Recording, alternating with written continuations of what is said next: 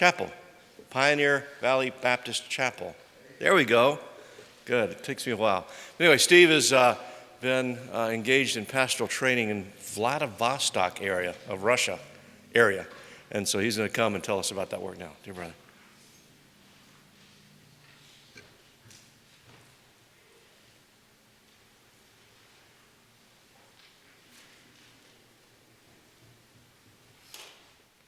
Good morning. Being here. I didn't bring my bow tie. So let me get that. If you have a Bible, I want to read to you one passage from the book of Acts. It's kind of become my passage for what I'm trying to do in the Far East region of Russia. In Acts, in chapter 15, up in verse 36, this is the second missionary journey of Paul. When he had finished the first one, he returned, of course, to Jerusalem and Antioch and reported to the churches what he and Barnabas had accomplished in their first journey. And it says, in time, it says, "And some days after Paul said to Barnabas, 'Let us go again and visit our brethren in every city where we preach the word of the Lord, and see how they do.'" And this has become my kind of theme or pattern. Now, I'm not really very good at all this stuff. I've got this PowerPoint, and I'll cue it up in a moment. They assure me it should go well. I'm not very good about this. But this has been my pattern to go and return. I've made 7 journeys there. I generally stay for a month. It enables me to really accomplish something and to get to know the people. And 7 journeys over 12 years. I go biannually, and I'm thankful for my lovely wife who lets me go, and my children as well to go. Dave Merrick, I don't know where Dave's, he's here. He knows something of these journeys. We had a wonderful time yesterday talking about it. And I do want to give some acknowledgments too before I jump right in and give you the video and tell you what happened. First, I want to thank Jim Adams, whose example I have learned from. Jim doesn't know anything about this, but I was watching him all these many 27 years that I've known him, and what he's done with respect to his journeys in the Southern Cone. And I hope one day, Jim, to have someone like George Molinas attend one of these conferences, one of the men from Russia. That's my goal. And I also want to thank Mitch Axum, whose encouragement I drew from frequently. Mitch is not able to be here, but any of you who know Mitch Axum, he's the most wonderful, prayerful, gentle, and encouraging man that I know. And he journeyed with me there in 2008. I want to thank Mark Hatfield. Mark's here this morning. Mark, whose zeal and his positive spirit I'm inspired by, and who assisted me in crafting a letter in 2012 to help criticize the Church of Primorsky Kray. Almost brought my career to an end, but Mark is awesome. I want to thank Sam Masters, who couldn't be here. Sam Masters was quite helpful in this past year as I met him. He helped me to acquire a curriculum written by David Sills. If you're not familiar with it, it's called Head, Hearts, and Hands, a curriculum which I carried with me and hope that my friend Alexei Pavlenko will translate from English into Russian and will be implemented in reopening the Bible school, which is one of the greatest pressing needs they have right now, and one of the reasons I journeyed. And then last of all, I want to thank my dear friend Bob Self, because Bob prays for me, always. And I want to thank you. We talk about a cooperative effort, and that's what this is all about. I'm just going to plug it. It's not a single person that goes and does these things. And we can use resources and men like Mitch, who went with me in 2008, men like Mark, who went in 2012. we want to cooperate, and I want to plug that.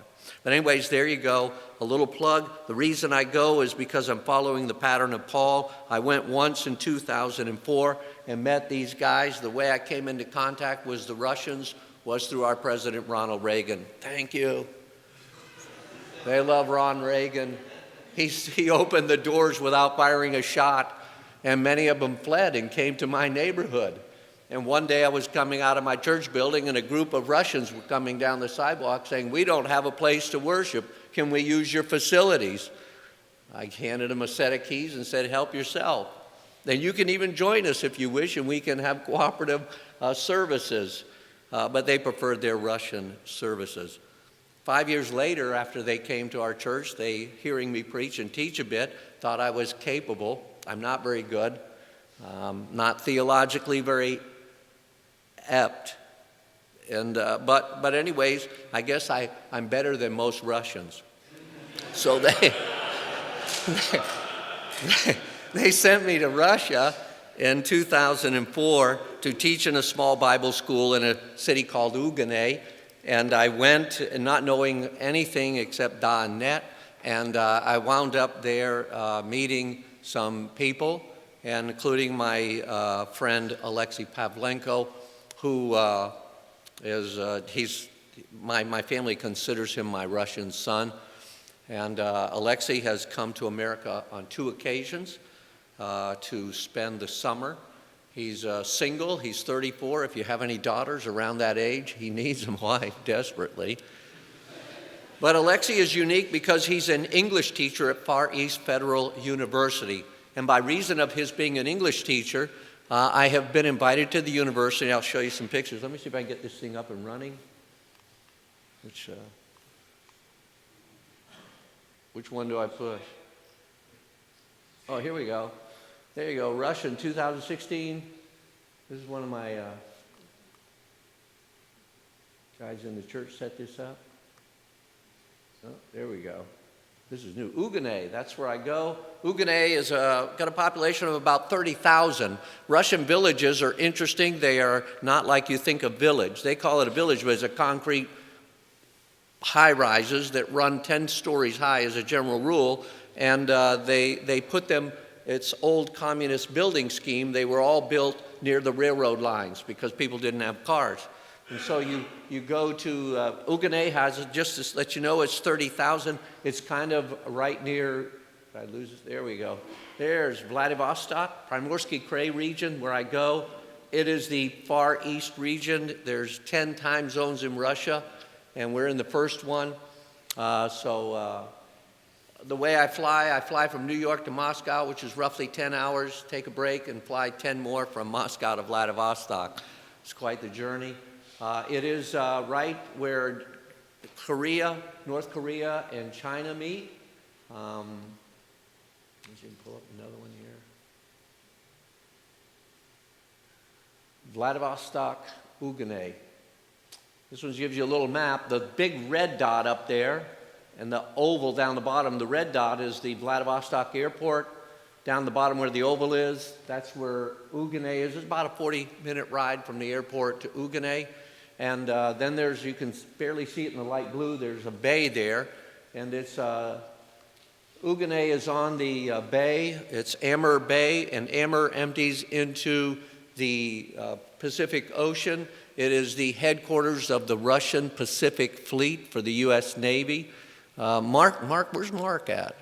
There's Mark. Mark and I one time had a little bit of a party, and we met the admiral of the U.S. fleet, a Russian fleet rather. We met him, and that's me in Vladivostok.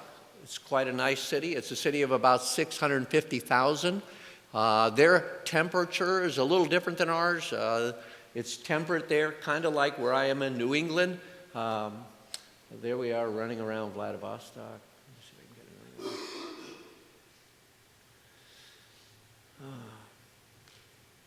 This is a ladies' bathroom. I know all you men will be thrilled, but I'll just flip through these real quick. There's a story here. In 2014, I was there at a conference in Uganay, and they had brought two South African Pentecostal pastors there. Are any South African Pentecostal pastors here? All right, I'm safe in saying this. And those guys had come to the Primorski Krai region to try to sell these guys a scheme of a video presentation for students to be trained to become missionaries.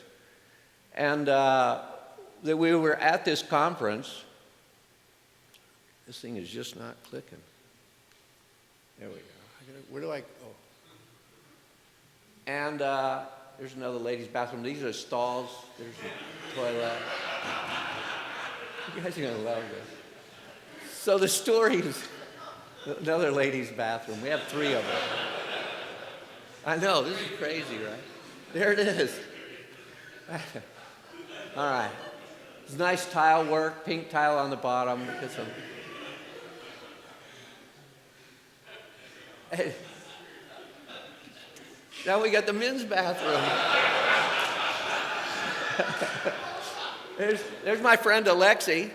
Alexei Pavlenko. Remember him in your prayers. He's 34 years old, needs a wife. Come on.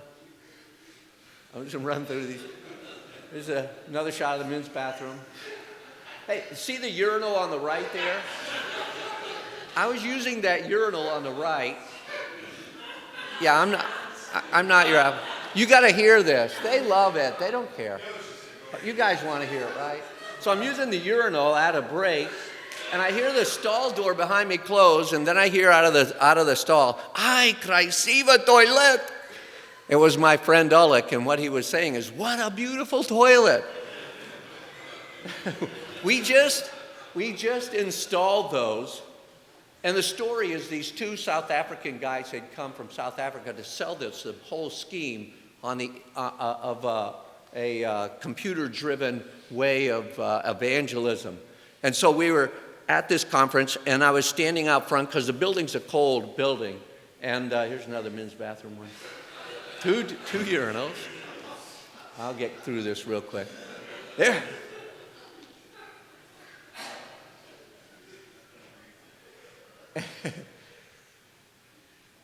Okay, this is the worship. This is a little better. We're moving. This is the church. My friend Alexei's the guitarist up there. He's the musician for the worship. We got another one here. This thing is just killing me. How does this thing work? Somebody flip that thing up there. Okay. I don't know these things. We don't have to. This is, I'll leave this one for a second.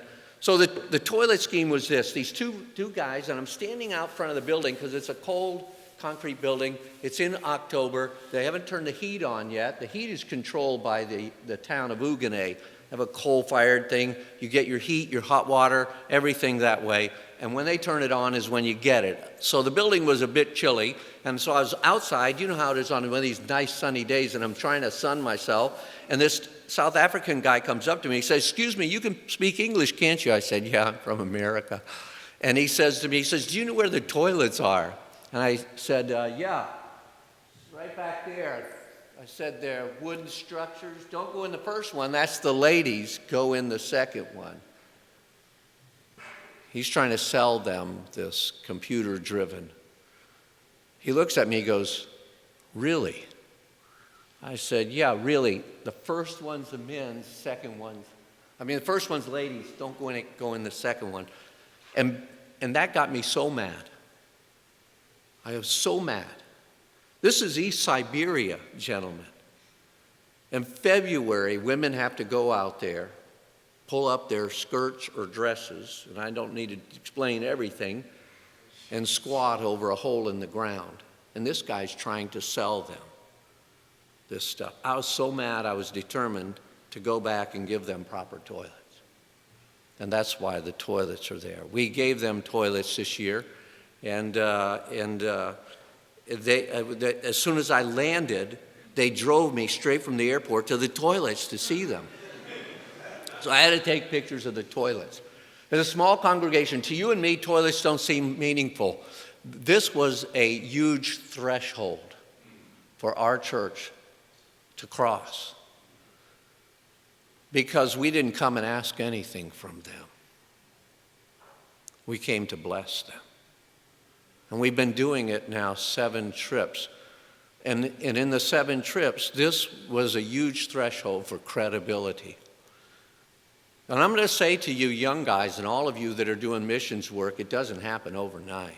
12 years, 7 trips later, ay, красиво toilet. If you're going to get involved in these works, you've got to keep going back. You've got to give up time and effort, and you've got to see little progress, and the little things mean big. So that's the reason for the toilets. This is where I go, Ugane. Not a very big church. When I first landed there and went there in 2004, over 250 people, and they were waving flags and running around and speaking in tongues, and it was a crazy place. Pastor had an immoral failure in 2008, left the church. They're still pastorless 8 years later. But everything's changed, the whole tenure of the church. When I got there this year, it was an amazing thing. And Mark knows if you want to verify anything I'm saying, Mark Hatfield can verify it. He's been there.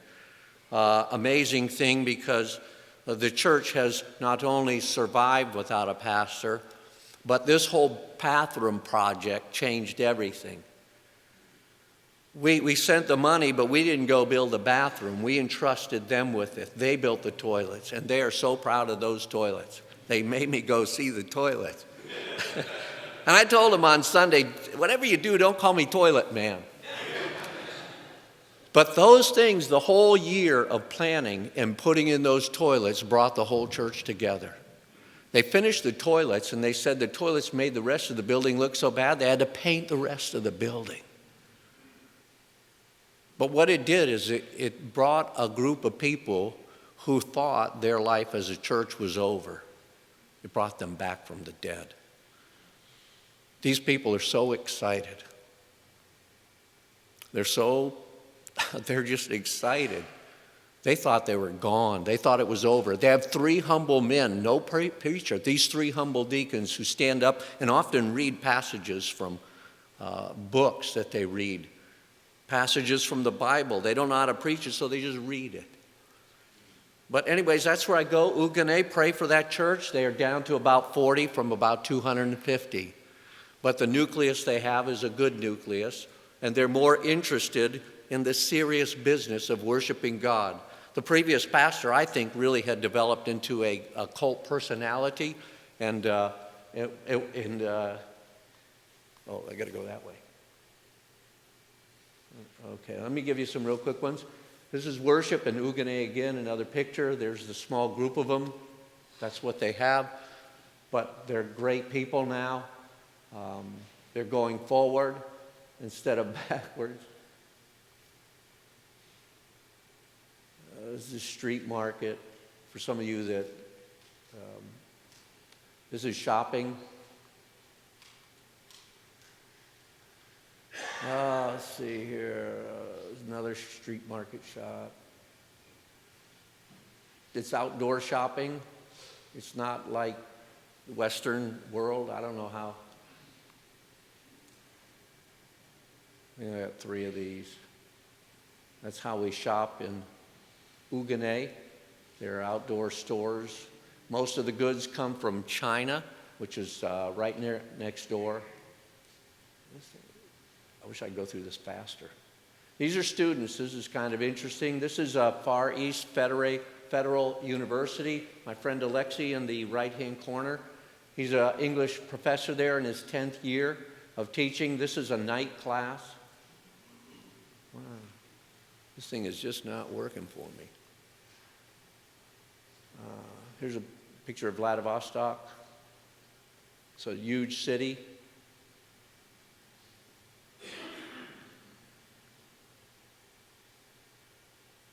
It's interesting, when I went there in 2004, they still had electric wires over all the streets, and they were running trolleys and electric-driven buses, and it was all driven by electrical wires in 2004.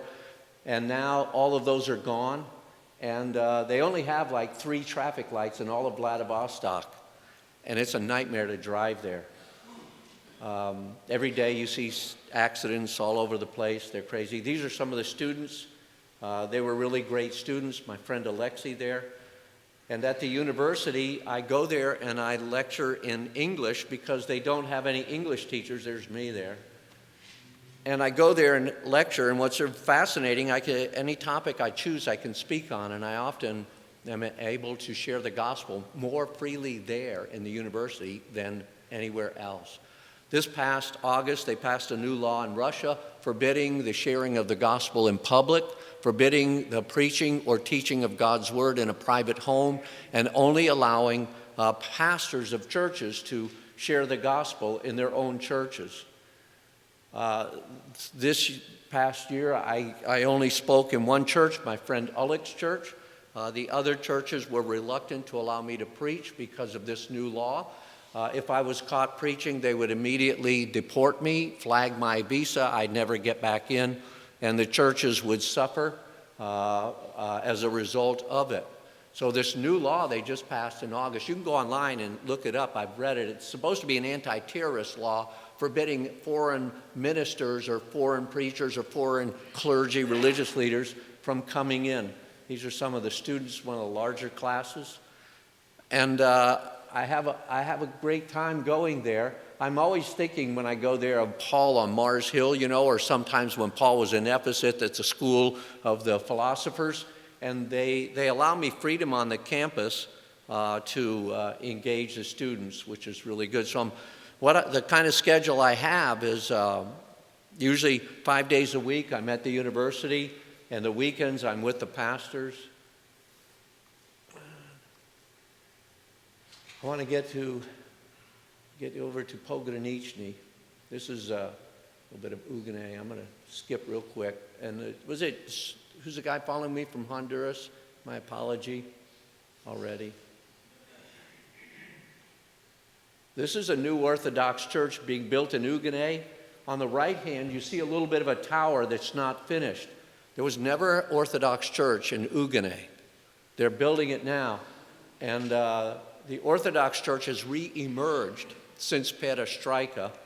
These are some of the books that I brought in this time. Every time I go, I have books that are sent from a place in Odessa, in St. Petersburg, where they publish Russian books, and they're good reform books. They're not just junk.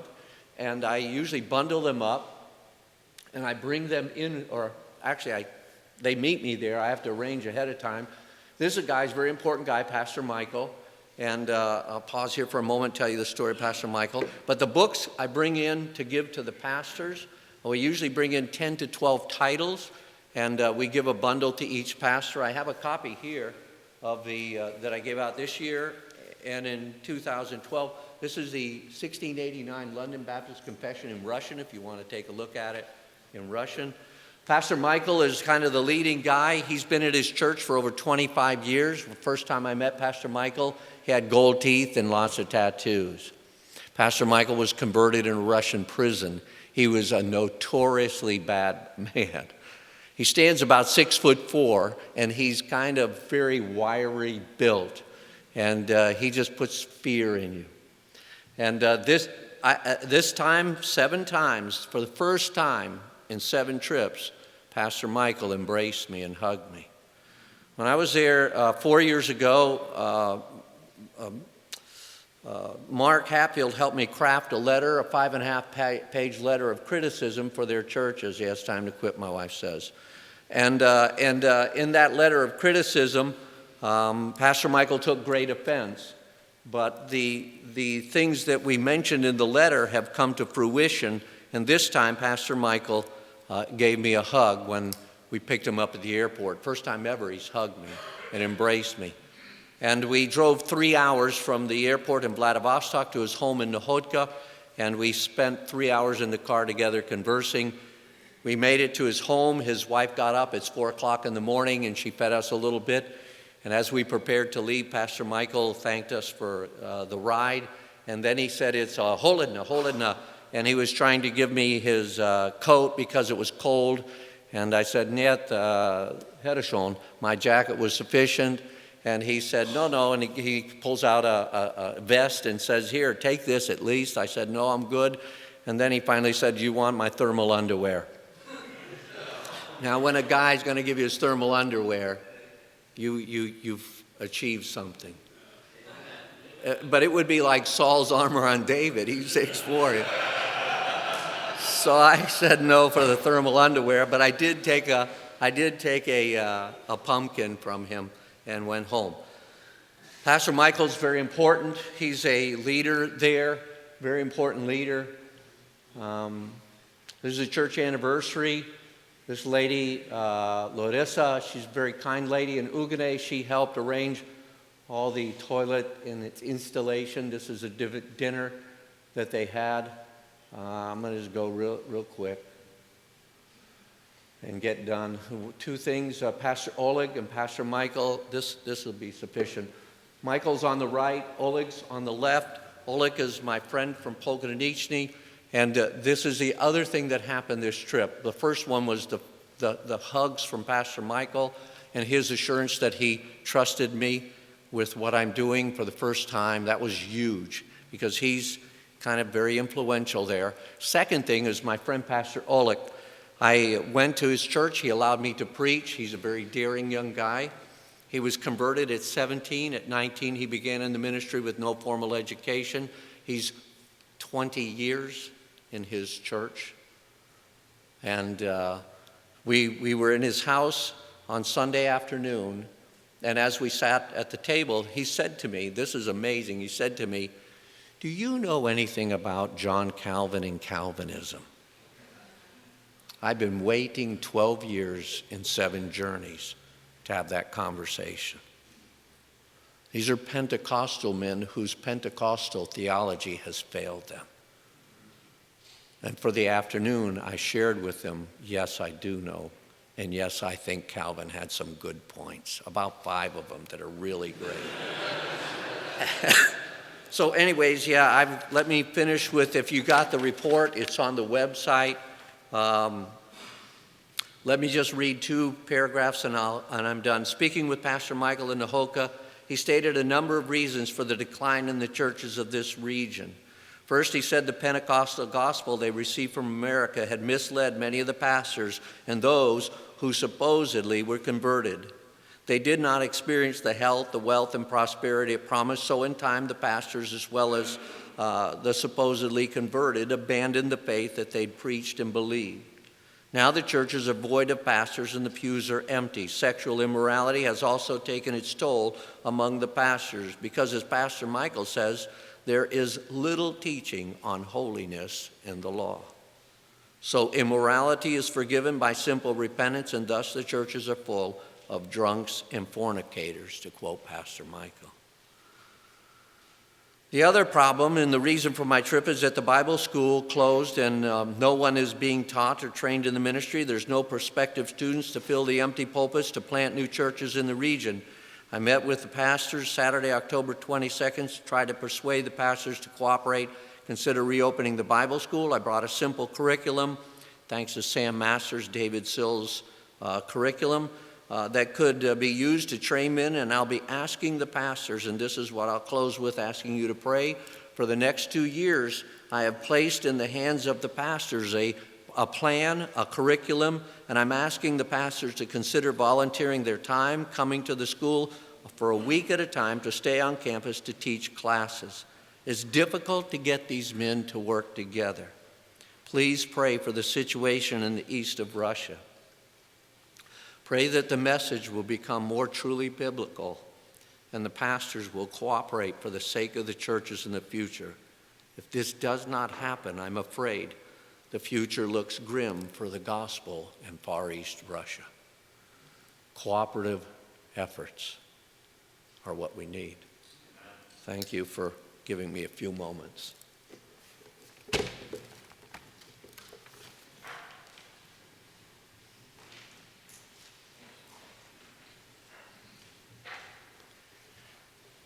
Brother, thank you for your report and thank you for your faithful labors. Mark Hatfield, would you lead us in prayer for the work in Russia?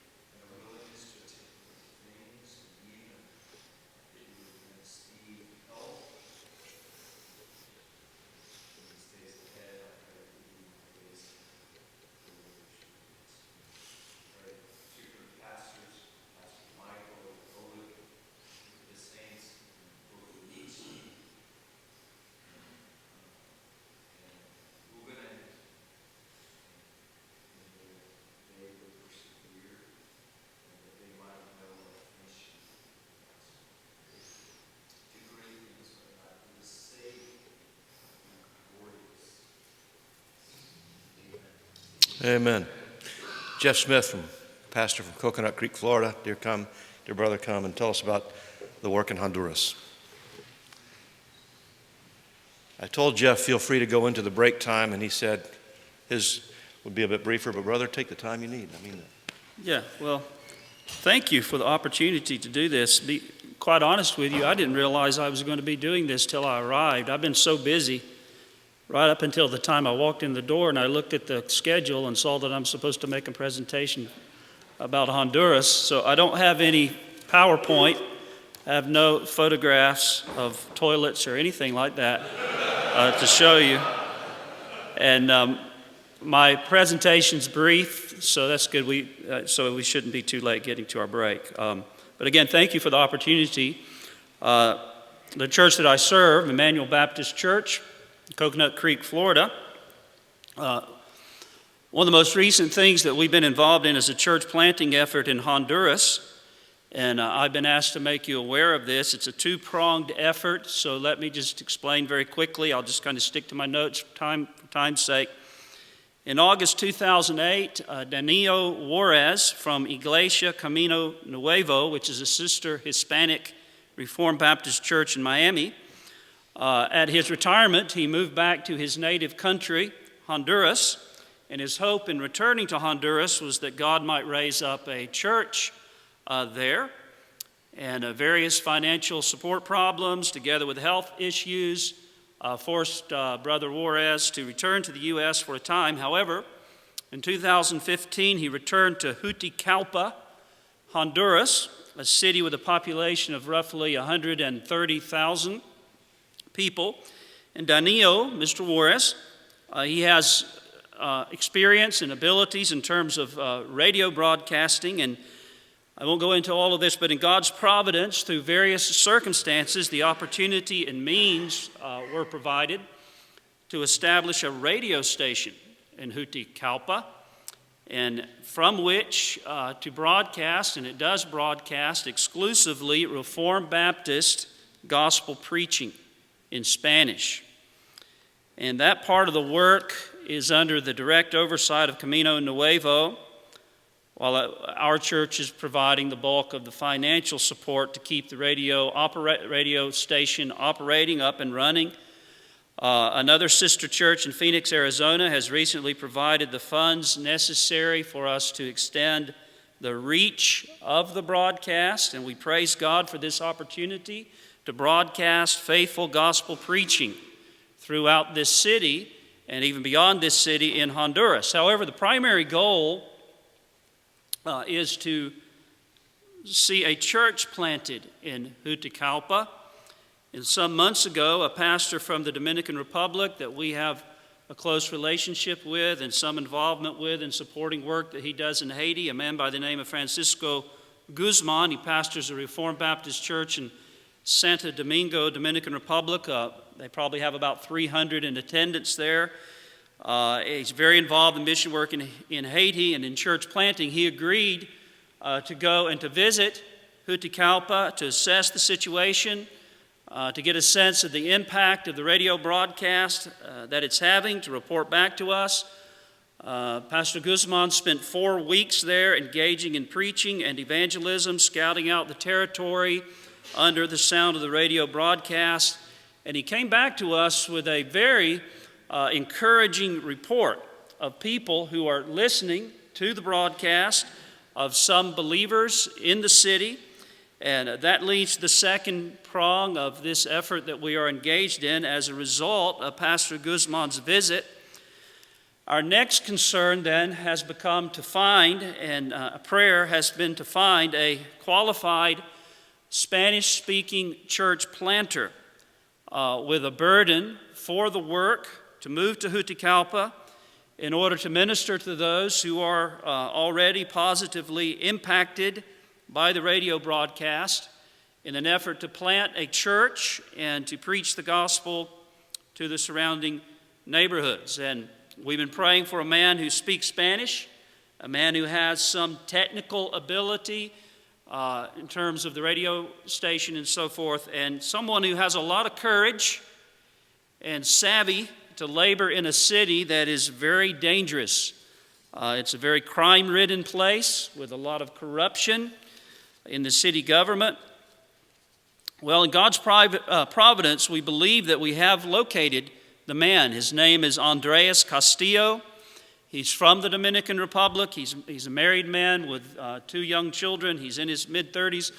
I've had the opportunity many times over the years to minister in the Dominican Republic, to teach theological modules there, as well as in Colombia.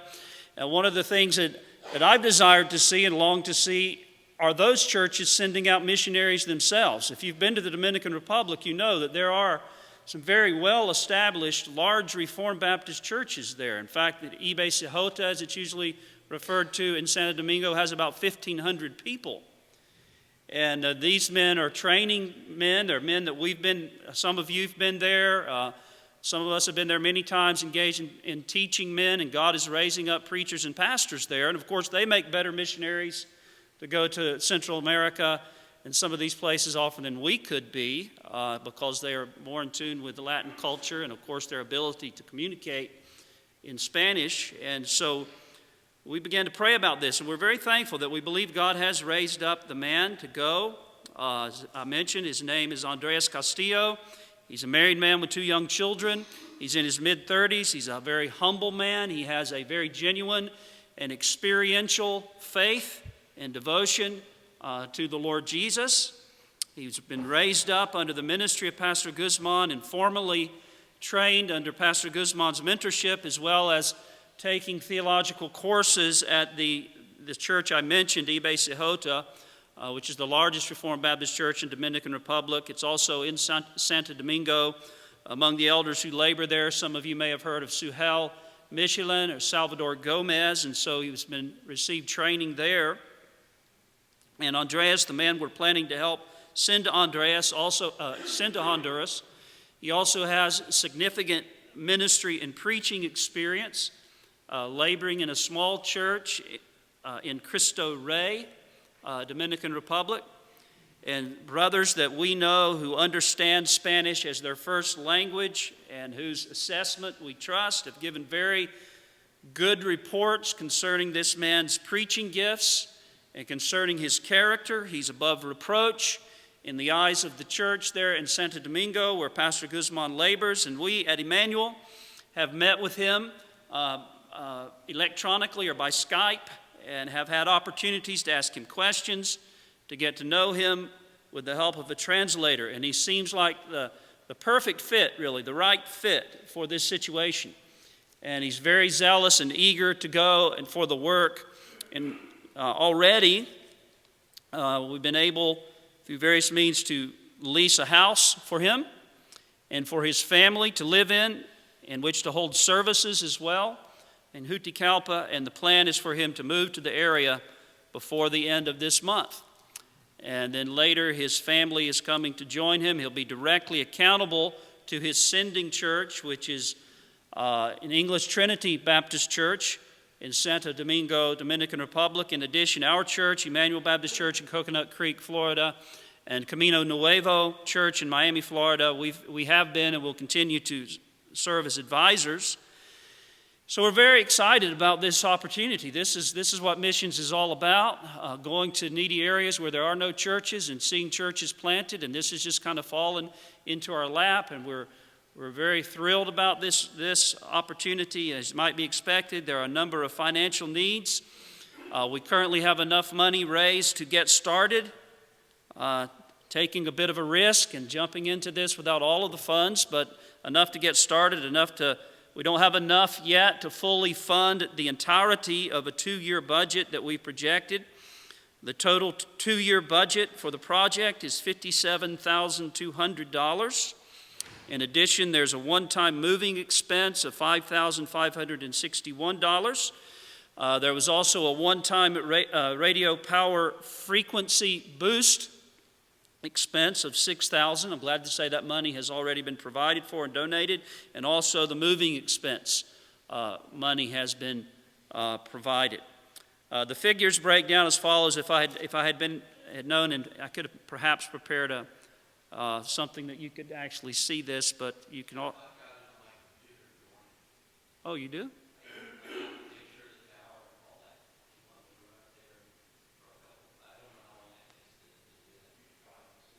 Yeah. Do you have the figures on there, brother? Okay. Well, here's the budget. Here's the way the budget breaks down. The 2-year budget for the radio station and broadcast is $36,800, and that covers 2 years of salaries, the radio operator, watchman, technician, space rental, power, utilities, transportation, fees, taxes, license, internet, broadcast, miscellaneous, $36,800. That's a 2-year budget. The radio power increase of $6,000, that amount has already been donated by Phoenix Reformed Baptist Church in Phoenix, Arizona. The church plant, the 2-year budget is $20,400. That covers 2 years of support for the church planter evangelist, house rent to hold services and to house the missionary, and transportation. And then the moving expense, $5,561, that's the plane ticket for Andreas to move and to prepare for his family, plus the later tickets for his wife and his children, and for furniture and appliances for their home. That's the $5,561. And I'm glad to say that before I was able to get up here and make this presentation, that amount has already mostly been provided for. So when you remove that and the $6,000 expense that's already been covered, the total 2-year budget is $57,200. At present, we have roughly $27,000 that has been raised or committed to this effort. And what we desire most of all is your prayers, that God would bless this endeavor, and that these people who are living in darkness would see and hear the gospel. The light of the gospel would shine in Juticalpa, and that a stable gospel-preaching Reformed Baptist church would be planted there. Thank you for the opportunity to share this with you.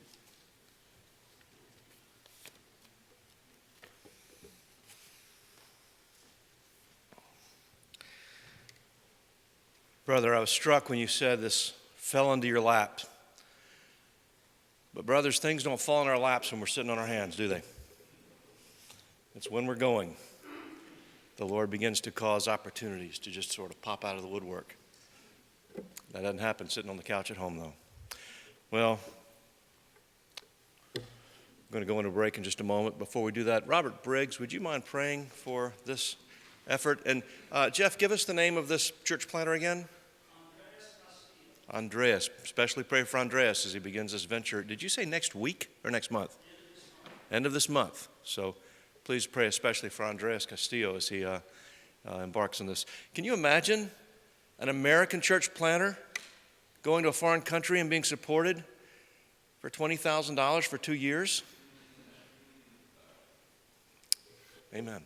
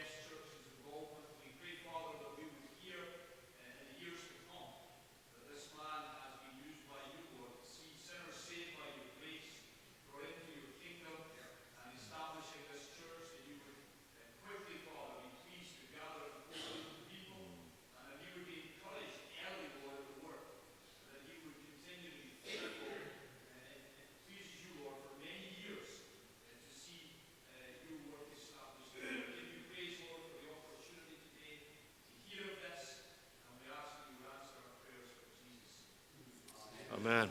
Amen. It's time for us to go to break. I think we can easily do what we need to do in 25 minutes and be back here at 10:30. To go to the snack tables, if you go out these doors, downstairs, then come up the hallway to the break tables as we did last night.